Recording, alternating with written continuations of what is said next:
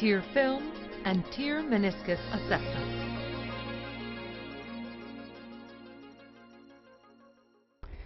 Hello, we're going to look at your tear film today, so if you'd like to put your chin forward on there for me, that's it, and lean in against the bar.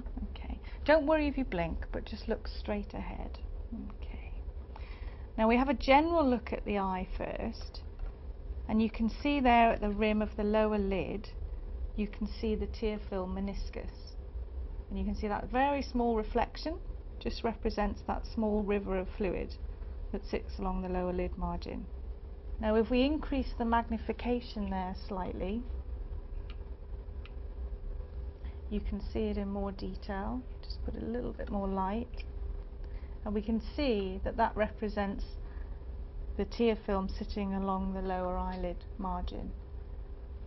Now this represents a diffuse image of that area, but to actually measure it I'd have to go to a narrow beam. I'm using a slit beam here. Now this almost gives a cross-sectional view of the tear meniscus in shot. You can look at the meniscus in profile there. I can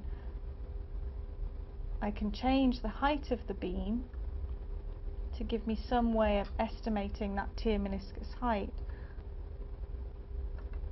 But down the slit lamp I can actually compare the height of my beam to the meniscus that I see. I can also, if I choose, turn the beam horizontal and use beam width in a similar way, so I can widen and I can narrow the beam to estimate that tear meniscus. And it helps actually at this point if I make it nice and short as well with a horizontal beam.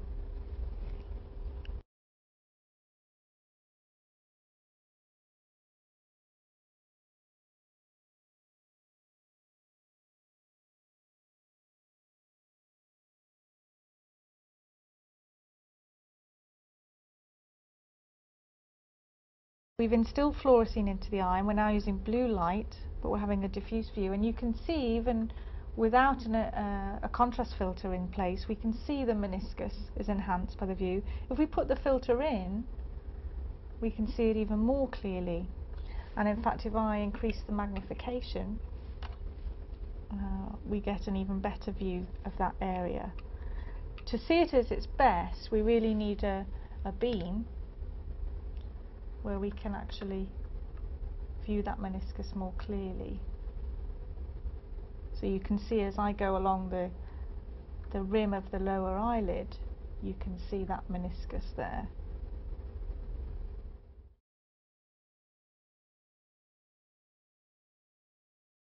Okay, so if you bring your head forward, Aziz, that's it. Okay.